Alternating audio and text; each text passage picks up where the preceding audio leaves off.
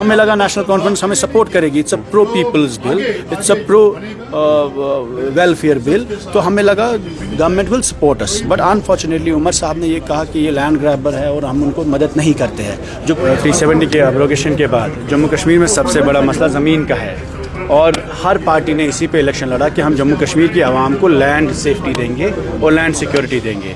हर किसी पार्टी ने ये कहा कि गाश चराई, शामलात में, नज़ूल में, स्टेट लैंड पे जो लोग रहते हैं उनके मकान उड़ने नहीं चाहिए, तबाह नहीं होने चाहिए। तो आज पूरे मुल्क में जब बुलडोज़र राज है, JCB राज है, सिलेक्टिवली मुसलमानों के खिलाफ चेज़ किया जाता है, तो आपको याद होगा 2 साल पहले जब बुलडोज़र चले थे और उस वक्त कितने लोग यहाँ परेशान हुए, तब लोग सड़कों पर प्रोटेस्ट करने आए, उसके बाद वो बुलडोज़र राज रुक गया था। तो we bought a bill about the land safety and security of people of Jammu and Kashmir कि जो लोग 20 साल से अपने घरों में रह रहे हैं उनके मकान डिमोलिश नहीं होने चाहिए।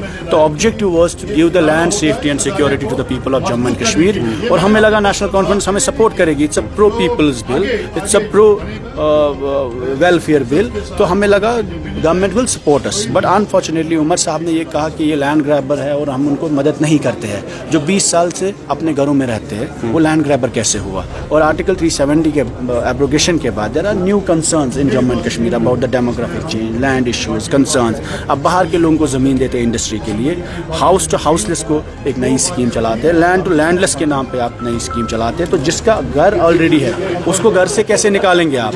तो 20 साल से जो मकान में रहता है, हमने कहा उनको मालिकाना हुकूक मिलने चाहिए, कागज़ मिलने चाहिए और उनकी लैंड रेगुलराइज होने चाहिए, उनके मकान रेगुलराइज होने चाहिए, तो on the government circle rates.